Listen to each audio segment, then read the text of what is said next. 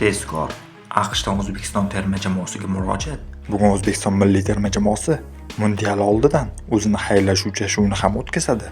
Ushbu o'yinni ham bizni kanalda kuzatishingiz mumkin. Assalomu alaykum.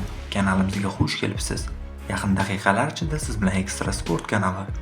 Videolarimizga like bosib, bizni qo'llab-quvvatlayotgan barchaga rahmat.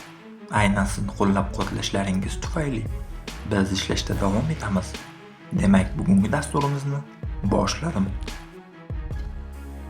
O'zbekiston milliy terma jamoasi o'z tarixida ilk marta jahon chempionatida ishtirok etishga tayyorgarlik ko'rmoqda.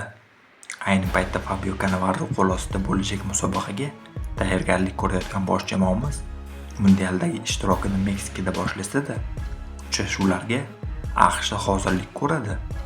Milliy terma jamoamiz futbolchilari AQSh maydonlarida bo'lib o'tadigan uchrashuvlarga Atlanta shahrida tayyorgarlik ko'radi.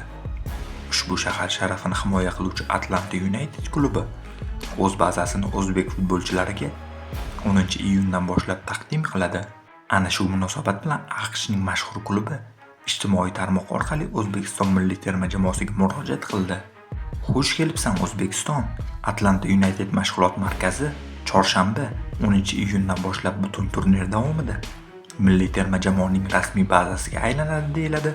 Amerika klubi bayonotida 2026-yilgi jahon chempionatida O'zbekiston milliy terma jamoasi K guruhida Portugaliya, Kolumbiya va Kongo Demokratik Respublikasi futbolchilari bilan birga kurash olib boradi.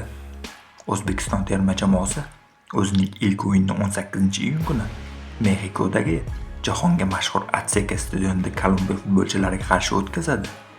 23-iyun kuni futbolchilar Houstonda Portugaliya bilan o'ynaydi. Aynan mana shu to'qnashuv ko'plab muxlislar mutaxassislarni qiziqtirib turibdi. Guruhdagi oxirgi o'yin 27-iyun kuni Atlanta shahridagi arenada Kongo Demokratik Respublikasi terma jamoasiga qarshi o'tkaziladi. Ma'lumot o'rnida aytish joizki, Atlanta United 2024-yilning yozida O'zbekiston milliy terma jamoasi sardori va eng zo'r to'purari Eldor Shomurodovni o'z tarkibiga taklif qilgan edi.